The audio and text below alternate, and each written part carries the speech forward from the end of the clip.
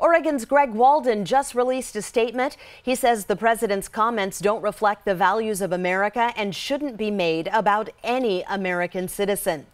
Walden calls the president's comments a distraction, but adds other people have said distracting things too. As an example, he mentions Representative Ilhan Omar saying people support Israel for the Benjamins. Walden says lawmakers should focus on the real issues, adding the House voting to condemn the president is a waste of time.